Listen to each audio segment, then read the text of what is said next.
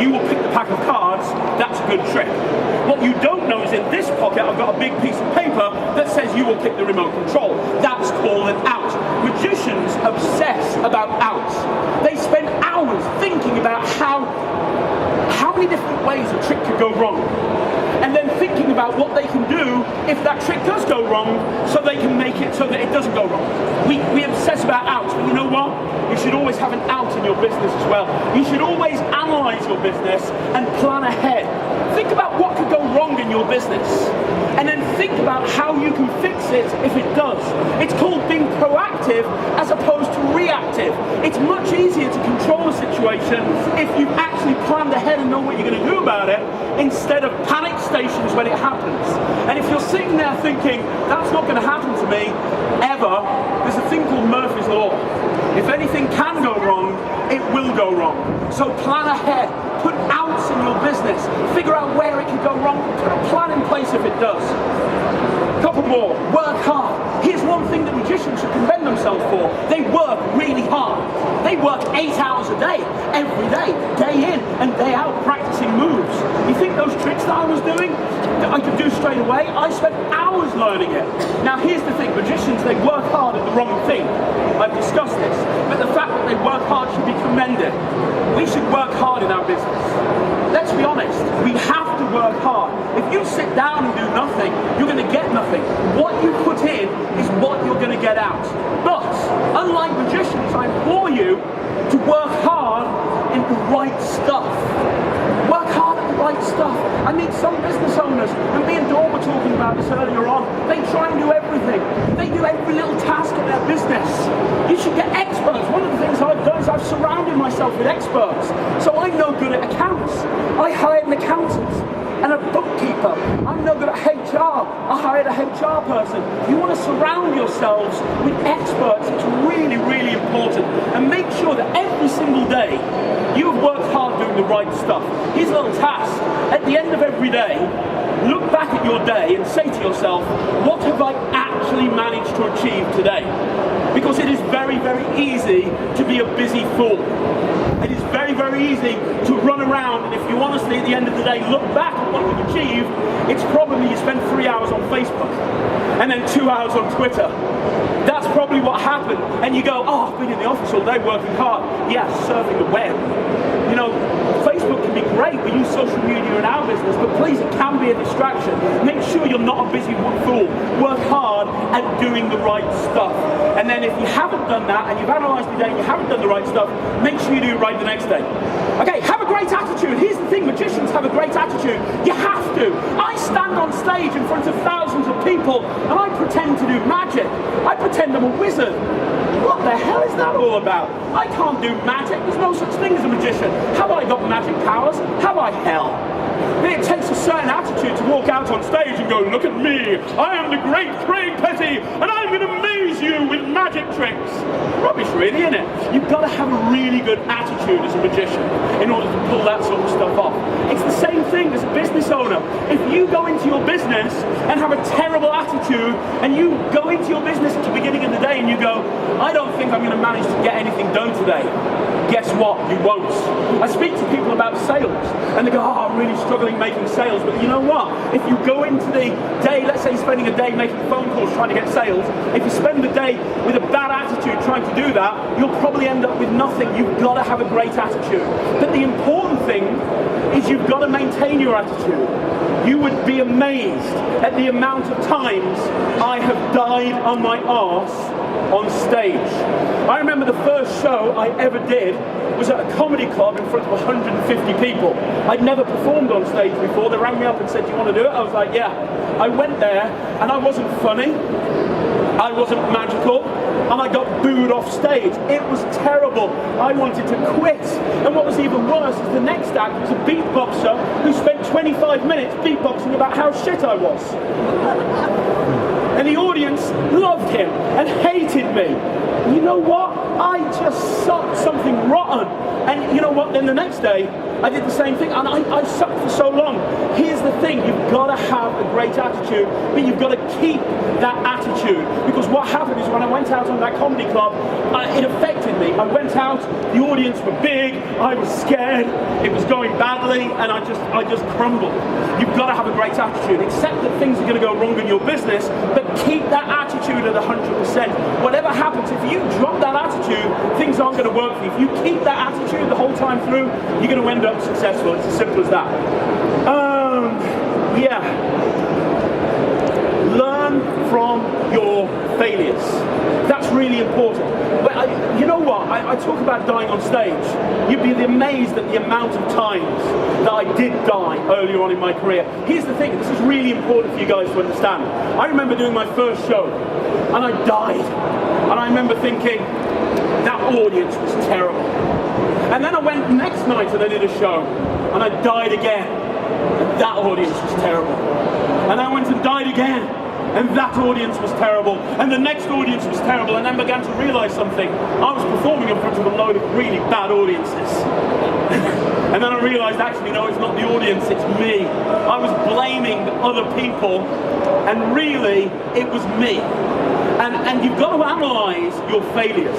And in the early days, I walked away and I used to blame the audience. A good friend of mine, a guy called Samuel Leeds, one of the best speakers I've ever met, he turned around to me once, and this stayed with me forever. He said, wherever you are in life, whatever you are with your current position right now, both personally and from a business point of view, whether you're happy with your life or you're not happy with your life, it's your fault. Don't blame other people. If you're happy with your life, you're happy with how things are going, great, that's your fault. You put things in place to be there. If you're not happy, again, that's your fault. Stop blaming other people.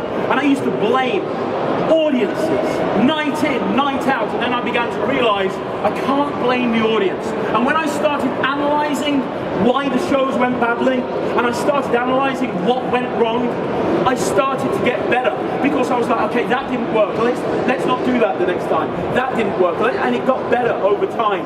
And it's the same thing with your businesses.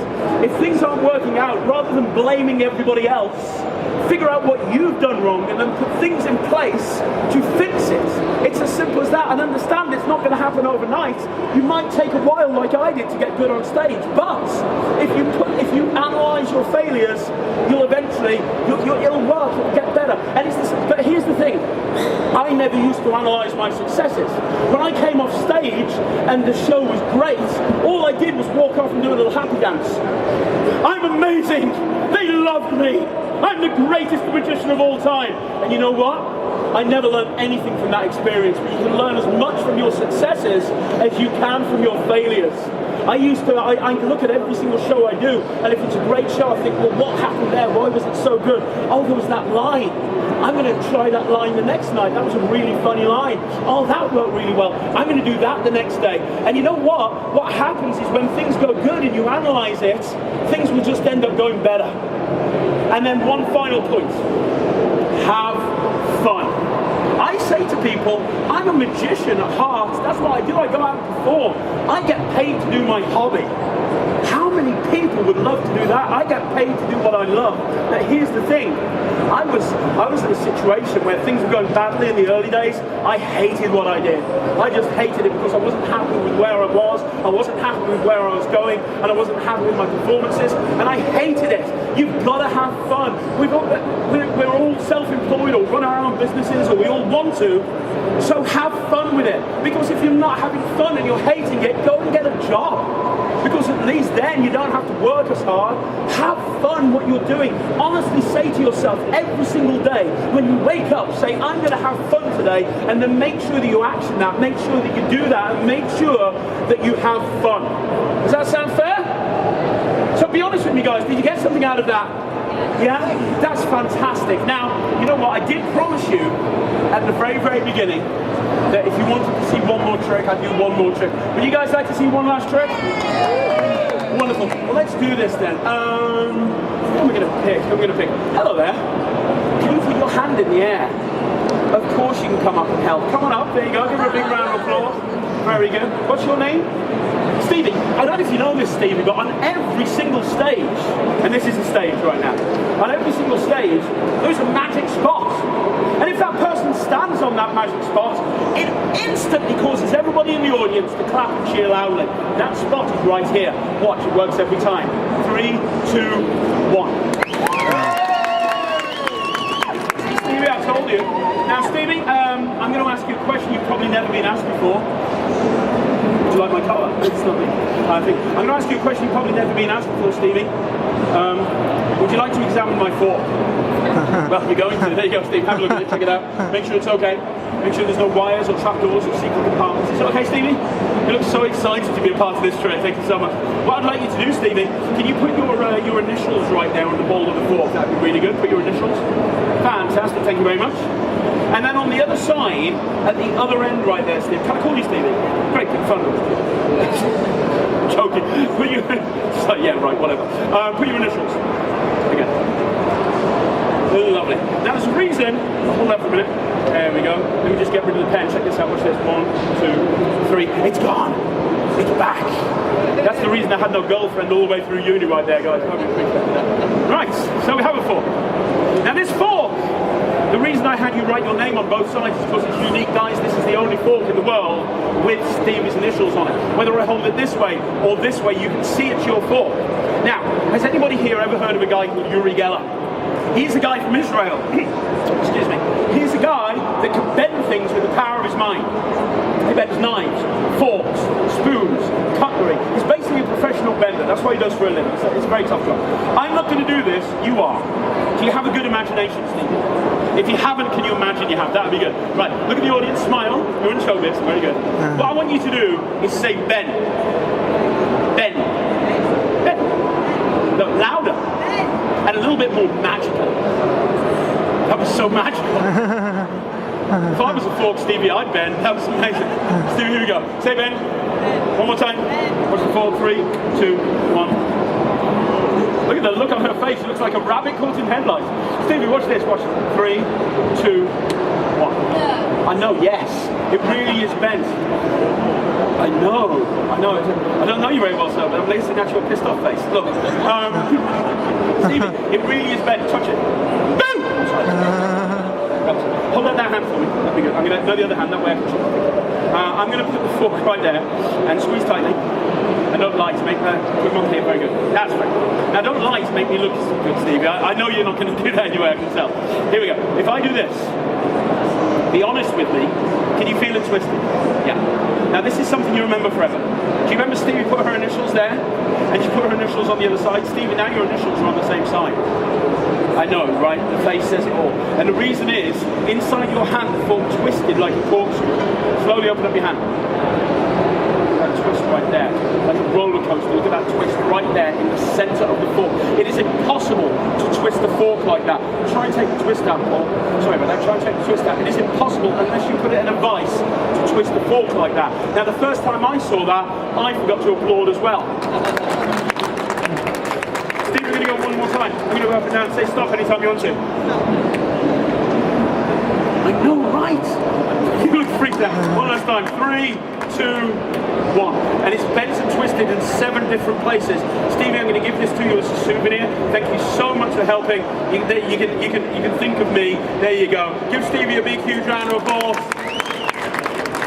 Guys, I hope you enjoyed it. Now,